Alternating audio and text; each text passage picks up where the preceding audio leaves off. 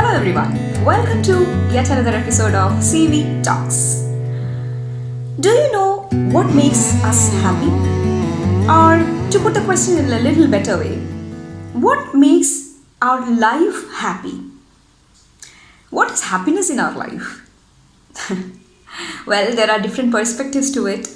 There is an emotional component, spiritual component, so many different things. For some people, it could be, buying things or, small things in their life. It could be anything.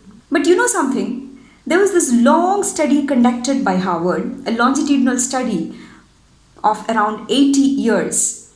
And they tried to understand what is happiness in our life. And you know what was the result? The result was people. Yes, having close relationships with people helps you to be happy, and that is what determines the overall happiness in your life. This close, positive relationship could be between friends, family, parents, siblings, spouse, or anyone.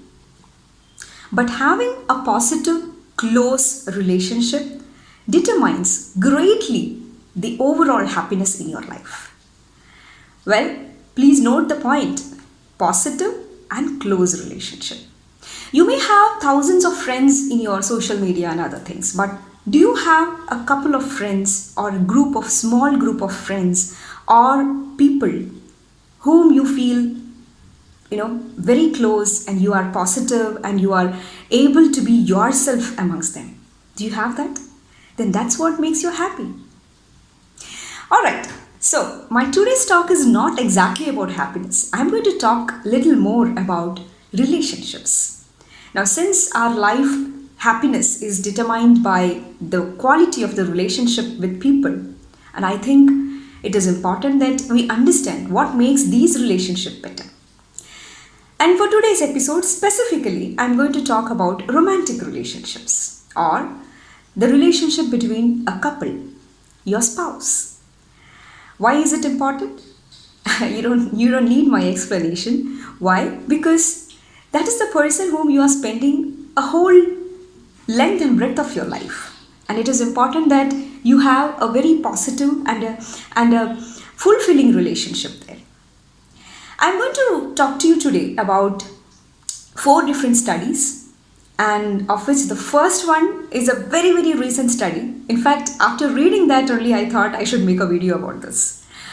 So the study was published in the Proceedings of National Academy of Sciences in the United States, and it was conducted by a group of researchers there who actually analyzed more than 43 longitudinal studies conducted by various scientists all over the world, various psychologists and sociologists and economists and everybody. And then they analyzed more than 11,000 couples to identify what leads to a happy relationship, specifically in a spouse or in a marital or in a love relationship.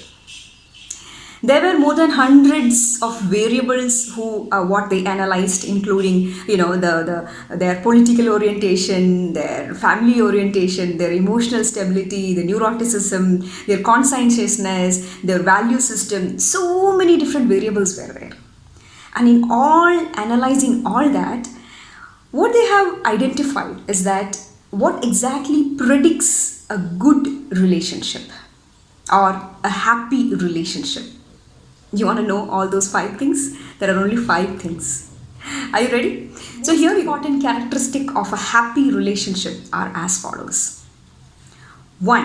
How much they believed their partner was committed to the relationship. 2. How much they appreciated their partner. 3. Sexual satisfaction. 4. How much they believed their partner was happy in the relationship. And 5. Not fighting off. So what this boils down to is very simple. A happy relationship is nothing but how we are together than what we are. In simple words, even if individually you are such a nice person, you have all the good qualities, you are so well mannered and you are very good, but when you come together Are you able to have that relationship parameters which I mentioned about? Those 5 things. If yes, your relationship would be happier. Individual characteristics, they found that many of the individual characteristics or personality traits, their orientation, many things did not actually predict the happy relationship. So now that we have what is a happy relationship, what makes a bad relationship? What actually kills a relationship? There was another study. In fact, he is a very, very renowned person in family and relationship studies. Professor John Gottman identified over a period of 40 years of research work 4 things that kill a relationship. Do you want to know that? Number 1, repeated criticism. Number 2, lots of expression of contempt like sarcasm. Number 3, being defensive. And number 4, stonewalling, or in other words, complete shutdown of communication. So now that we have both the happy relationship formula as well as the bad relationship formula, one quick suggestion that Professor Gottman gives is very simple. For any relationship to thrive, you need appreciation. If you can appreciate your spouse or your partner on a daily basis, there's nothing like it. That's a quick and easy mantra for surviving any relationship. Let me also share you a study conducted by Prof.Sue Johnson, who is a clinical psychologist in US, in Ottawa. She identified that through her various cases, she identified one particular characteristic that actually helps in sticking together any relationship. And of course, you can connect it to what I said before. It is nothing other than what she calls as emotional responsiveness. It just simply means that you are emotionally available for the other person. In simple words, I'm there for you. That feeling that, okay, this person is there for me, whatever, that is what determines the quality of a relationship. So, my dear friends, just go back and see all the 5 characteristics of a happy relationship, as well as look at all the 4 killers of a good relationship, and think for yourself whether you are emotionally responsive, whether you have that emotional responsiveness to the needs of the other person. Now, when you hear the word emotional responsiveness, most of the people will think that, okay, it is the job of the woman. No, not exactly. Emotional responsiveness is a characteristic of both the genders, or any gender for that matter, be it even in a same-sex couple.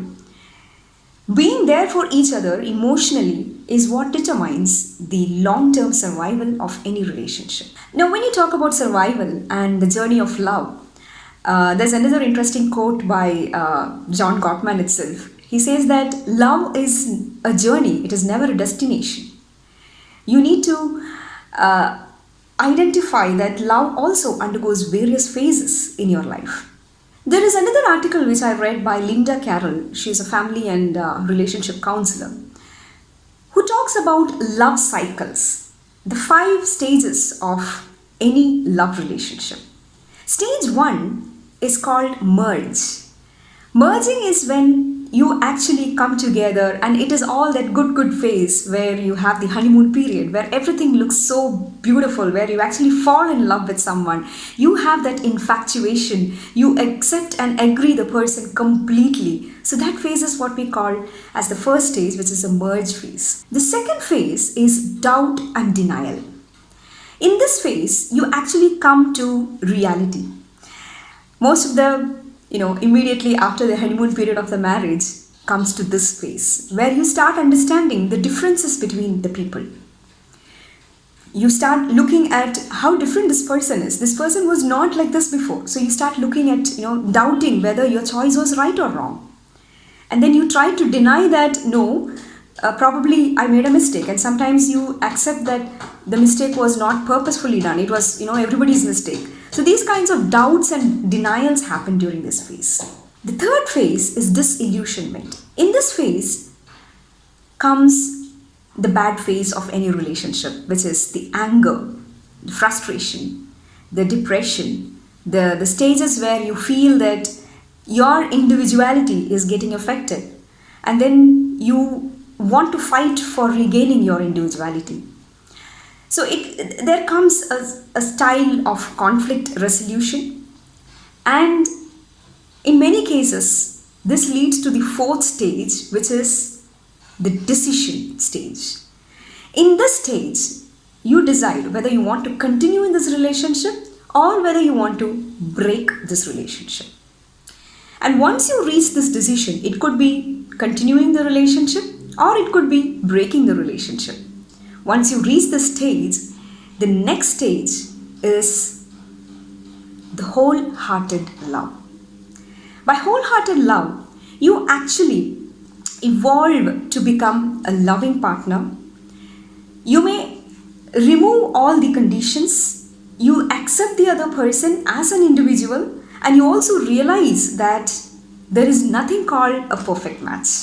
Interestingly, this cycle of the merge, the doubt and denial, the disillusionment, the decision, and finally the wholehearted love is a very interesting cycle that it alters and it goes through. Every relationship actually goes through these stages of cycle as you progress.